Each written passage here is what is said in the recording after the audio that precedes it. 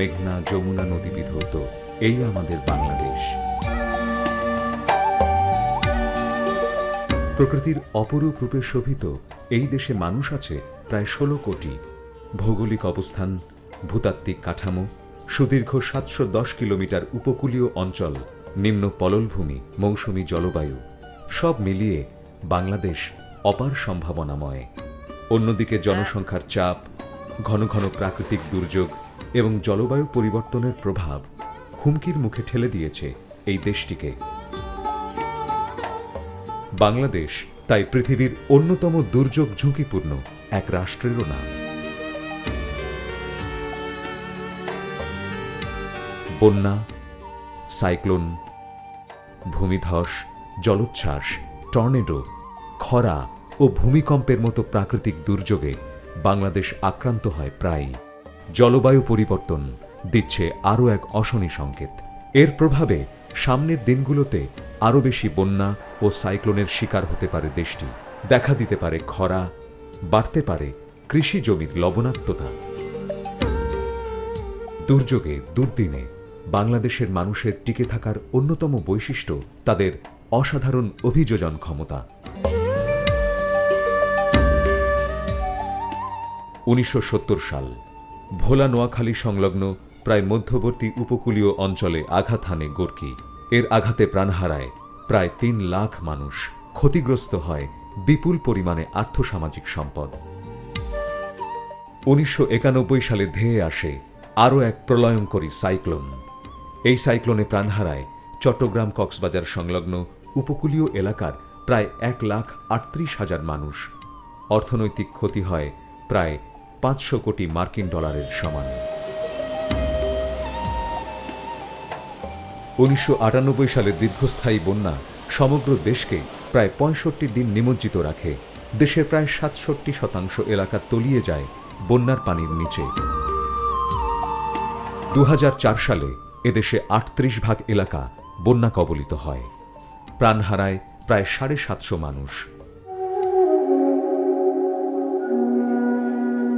2007 সালে super cyclone সিডরের তাণ্ডবে দেশের দক্ষিণ পশ্চিমাঞ্চলের জেলা বাগেরহাট, বরগুনা, পিরোজপুর ও পটুয়াখালী বড় ধরনের ক্ষতির শিকার হয়। 2009 সালে আইলা নামে আরেক সাইক্লোন আঘাত হানে উপকূলে, বাড়িয়ে দেয় বাংলাদেশের দক্ষিণ পশ্চিমাঞ্চলের মানুষের চরম দুর্ভোগ। সরকারের পরিকল্পিত ও যুগোপযোগী পদক্ষেপের মাধ্যমে সেই দুর্যোগ কাটিয়ে উঠেছে ক্ষতিগ্রস্ত মানুষ।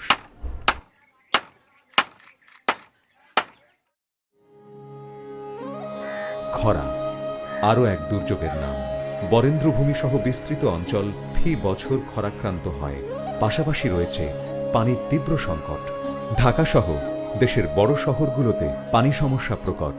ঢাকার ভূগর্ভস্থ পানির স্তর প্রতি বছর 3 মিটার হারে নেমে যাচ্ছে। অন্যদিকে প্রতিনিয়ত দূষিত হচ্ছে নদ নদীগুলো।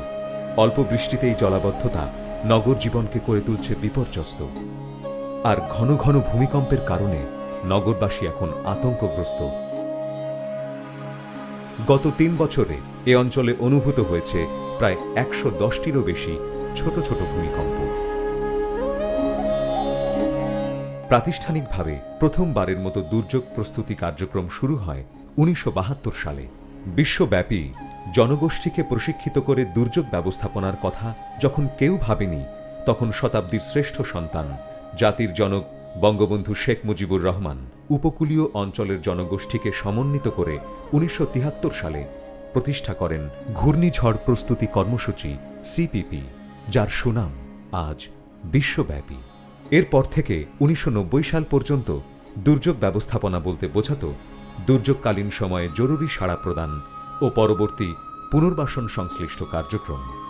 1991 সালের সাইক্লোনের পর সবাই উপলব্ধি করে দুর্যোগ পরবর্তী কার্যক্রমের চেয়ে দুর্যোগ পূর্ব প্রস্তুতি ও ব্যবস্থাপনা অনেক বেশি গুরুত্বপূর্ণ। এরই ধারাবাহিকতায় 1993 সালে গঠিত হয় দুর্যোগ ব্যবস্থাপনা ব্যুরো। এই ব্যুরোর তত্ত্বাবধানে 1997 সালে সরকার প্রথমবারের মতো প্রণয়ন করেন দুর্যোগ বিষয়ক স্থায়ী আদেশাবলী বা এসওডি। 2010 সালে দ্বিতীয়বারের মতো সংশোধিত এসওডি প্রণয়ন করা হয়। দুর্যোগ বিষয়ক স্থায়ী আদেশাবলী এসওডি হালনাগাদ করা ছাড়াও হিউগো ফ্রেমওয়ার্ক অফ অ্যাকশনের আলোকে সরকার দুর্যোগ ঝুঁকি হ্রাস বিষয়ক জাতীয় পরিকল্পনা 2010-2015 প্রণয়ন করেছেন। দুর্যোগ ব্যবস্থাপনা আইন সরকারি পর্যায়ে নীতিগতভাবে অনুমোদিত হয়েছে। বিশেষজ্ঞদের মাধ্যমে দুর্যোগ ব্যবস্থাপনা নীতিমালার খসড়া তৈরি করা হচ্ছে। আর চলতি বছরে সাইক্লোন সেন্টার নির্মাণ, মেরামত, রক্ষণাবেক্ষণ ও ব্যবস্থাপনা নীতিমালা অনুমোদিত হয়েছে গেজেটভুক্ত। 2010 সালে খাদ্য ও দুর্যোগ ব্যবস্থাপনা মন্ত্রণালয়ের সাচিবিক কার্যক্রমে দুর্যোগ ব্যবস্থাপনা ও ত্রাণ বিভাগ আলাদাভাবে চালু করা হয়। এর মাধ্যমে দুর্যোগ ব্যবস্থাপনা কার্যক্রম আরও শক্তিশালী ও এর আধুনিকীকরণ করার প্রক্রিয়া শুরু হয়েছে। খাদ্য ও দুর্যোগ ব্যবস্থাপনা মন্ত্রণালয় 2004 সালে কিছু দাতা সংস্থার সহযোগিতায় সার্বিক দুর্যোগ ব্যবস্থাপনা কর্মসূচি নামের একটি প্রকল্প গ্রহণ করে। এই কর্মসূচির প্রথম অধ্যায়ের সফল সমাপ্তির পর দ্বিতীয় অধ্যায় শুরু হয়েছে। কর্মসূচিটি 2014 সাল নাগাদ চলবে। এই কর্মসূচির মূল লক্ষ্য সংশ্লিষ্ট 13টি মন্ত্রণালয় ও সংস্থার কার্যক্রমের মধ্যে দুর্যোগ ব্যবস্থাপনাকে অন্তর্ভুক্ত করা এবং এই ব্যবস্থাপনাকে সার্বিক ও প্রাতিষ্ঠানিক রূপ দেয়া। প্রশিক্ষিত দুর্যোগ ব্যবস্থাপক সৃষ্টির জন্য ইতিমধ্যেই প্রায় 43টি শিক্ষা প্রতিষ্ঠানের পাঠ্যক্রমে দুর্যোগ ব্যবস্থাপনা সংক্রান্ত বিষয় অন্তর্ভুক্ত করা হয়েছে। উপরন্তু 3টি সরকারি বিশ্ববিদ্যালয়ে ইতিমধ্যেই অনার্স লেভেলে দুর্যোগ ব্যবস্থাপনা বিষয়ক কোর্স চালু করা হয়েছে।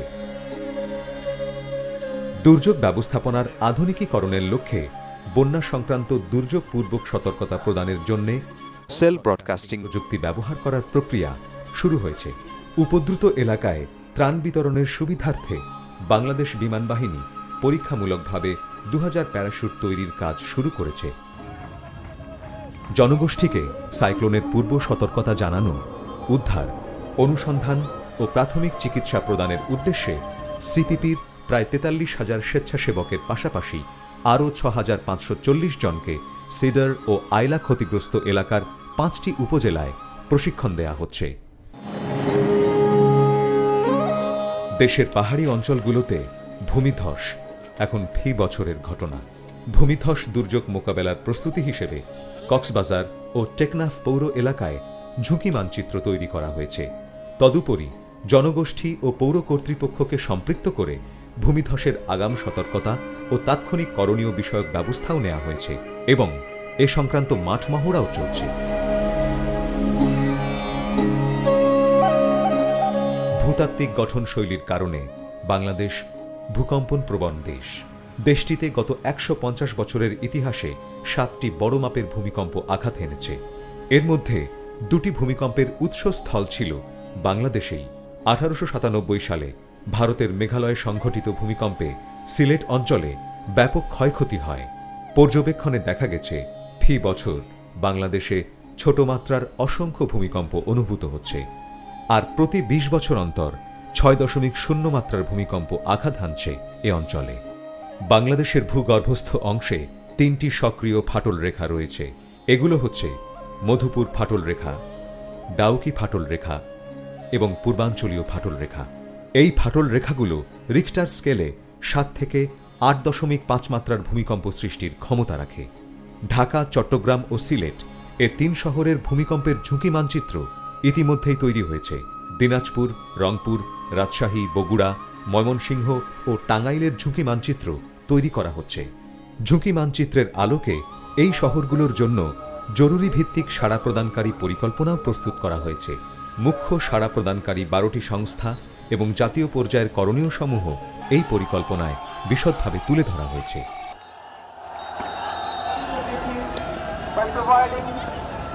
উদ্ধার ও অনুসন্ধান কাজ পরিচালনার জন্য সরকার প্রায় 74 কোটি টাকার যন্ত্রপাতি ক্রয় করেছেন। ভূমিকম্প অনুসন্ধান ও উদ্ধার কার্যক্রমে ব্যবহারের জন্য প্রয়োজনীয় যন্ত্রপাতি সংগ্রহের এই ধারা আমরা অব্যাহত রাখব। এর জন্য যত অর্থ প্রয়োজন হয় আমরা তা সরবরাহ করব এবং যা যা প্রয়োজনীয় যন্ত্রপাতি যা যা দরকার আমরা তা ইনশাআল্লাহ সংগ্রহ করে দেব। এগুলির মধ্যে রয়েছে এক্সক্যাভেটর ও ফর্ক লিফটের মতো ভারী যন্ত্রপাতি এবং একই সাথে আছে রেস্কিউ জ্যাক, থার্মাল ইমেজিং ক্যামেরার মতো ক্ষুদ্র যন্ত্রাংশ। 15 ডিসেম্বর 2010-এ মাননীয় প্রধানমন্ত্রী শেখ হাসিনা এই যন্ত্রগুলো বাংলাদেশ সেনাবাহিনী, ফায়ার সার্ভিস ও সিভিল ডিফেন্স এবং ঢাকা সিটি কর্পোরেশনের কাছে হস্তান্তর করেন। যে কোনো ভবনকে দুর্যোগ সহনীয় করার জন্য দরকার ভবনটি নির্মাণে বিল্ডিং কোড মেনে চলা।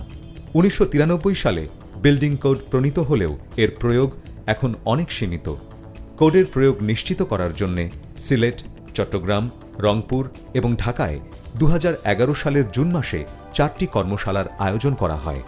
কর্মশালাগুলোর সুপারিশের আলোকে দেশব্যাপী বিল্ডিং কোড বাস্তবায়নের জন্য একটি রোডম্যাপ প্রণয়ন করা হয়, যা বর্তমানে গৃহায়ন ও গণপূর্ত মন্ত্রণালয়ের বিবেচনাধীন রয়েছে। দুর্যোগ ঝুঁকি তথ্য তথা মাইক্রোজোনেশন ম্যাপ বিবেচনায় এনে নগর পরিকল্পনা প্রণয়ন এবং তা বাস্তবায়ন সম্ভব হলে নগর ঝুঁকি অনেকখানি কমিয়ে আনা সম্ভব। বর্তমানে সিডিএমপির সহযোগিতায় আরবান ডেভেলপমেন্ট ডিরেক্টরেট বা ইউডিডি দুর্যোগ ঝুঁকি বিবেচনায় এনে ময়মনসিংহ শহরের ডিটেইলড এরিয়া ম্যাপ প্রণয়নের কাজ করছে। জনগোষ্ঠীকে দুর্যোগকালীন উদ্ধার, অনুসন্ধান ও প্রাথমিক চিকিৎসার কাজে সম্পৃক্তকরণ এবং সচেতনতা বৃদ্ধির লক্ষ্যে সরকার ঝুঁকিপূর্ণ নগরগুলোতে 62,000 স্বেচ্ছাসেবক তৈরির কাজে হাত দিয়েছেন। ইতিমধ্যে প্রায় 12,000 স্বেচ্ছাসেবক ঢাকা, চট্টগ্রাম, সিলেট, রংপুর ও কক্সবাজারে প্রশিক্ষণ পেয়েছেন। নির্মাণ শিল্পে রাজমিস্ত্রি ও রড মিস্ত্রির ভূমিকা অত্যন্ত গুরুত্বপূর্ণ। এসব মিস্ত্রিদের কারিগরি দক্ষতা এবং নির্মাণে গুণগত উৎকর্ষতা সাধনের জন্য রাজমিস্ত্রি ও রড মিস্ত্রিদের প্রশিক্ষণ দেয়া শুরু হয়েছে। সিডিএমপির সহযোগিতায় ও হাউস বিল্ডিং রিসার্চ ইনস্টিটিউটের মাধ্যমে 2200 মিস্ত্রি এই কার্যক্রমের আওতায় প্রশিক্ষণ পেতে যাচ্ছেন। ভূমিকম্পের সময় স্কুলের ছাত্রছাত্রীরা সবচেয়ে বেশি ঝুঁকিতে থাকে। স্কুলের শিক্ষক, ছাত্রছাত্রী ও অভিভাবকদের এই দুর্যোগ বিষয়ে সচেতন করার জন্য উদ্ধার ও অপসারণ মহড়ার কাজ শুরু হয়েছে। প্রায় শতাধিক স্কুলে এই কার্যক্রম পরিচালনা করা হবে। এই কার্যক্রমকে প্রাতিষ্ঠানিক রূপ প্রদান করার জন্য প্রাথমিক ও গণশিক্ষা মন্ত্রণালয়ের মাধ্যমে দুর্যোগ ব্যবস্থাপনা ও ত্রাণ বিভাগ কাজ করে যাচ্ছে। উল্লেখ্য, জাপান, ফিজি, তুরস্ক ইত্যাদি দেশে স্কুল মহড়া নিয়মিতভাবে অনুষ্ঠিত হয়ে থাকে। ঝুঁকি হ্রাস প্রকল্প বাস্তবায়নে দুর্যোগ ব্যবস্থাপনা কমিটি উল্লেখযোগ্য ভূমিকা রাখছে। এই প্রক্রিয়ার গ্রহণযোগ্যতার মাত্রা উল্লেখযোগ্য হারে বৃদ্ধি পাওয়ায় বিভিন্ন সংস্থা ইতিমধ্যেই তাদের কর্মপরিকল্পনায় প্রক্রিয়াটি আত্মীকরণ করেছে। স্থানীয় দুর্যোগ ব্যবস্থাপনা কমিটির প্রত্যক্ষ তত্ত্বাবধানে ইতিমধ্যে প্রায় 3 সহস্রাধিক প্রকল্প বাস্তবায়ন করা হয়েছে। উন্নয়ন পরিকল্পনা প্রণয়ন ছক সংশোধনপূর্বক সকল উন্নয়ন কর্মকাণ্ডে দুর্যোগ ও জলবায়ু ঝুঁকি প্রশমন ব্যবস্থা অন্তর্ভুক্ত করা হয়েছে। আর এসব কর্মসূচি বাস্তবায়নের লক্ষ্যে পরিকল্পনা কমিশন সংশ্লিষ্ট সংস্থাসমূহের সাথে কাজ করে যাচ্ছে।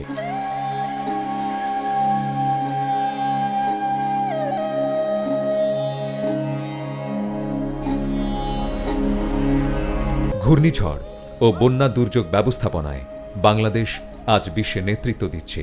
নগর দুর্যোগ মোকাবেলার প্রস্তুতি ও ঝুঁকি প্রশমনে বাংলাদেশ এগিয়ে যাচ্ছে সমন্বিতভাবে। আমাদের দেশের মানুষ চিরকালই সাহসী ও সংগ্রামী। সরকারের সাথে কাঁধে কাঁধ মিলিয়ে তারা কাজ করে যাচ্ছে একযোগে। দুর্যোগ ঝুঁকি মোকাবেলায় আজ আমরা অঙ্গীকারবদ্ধ।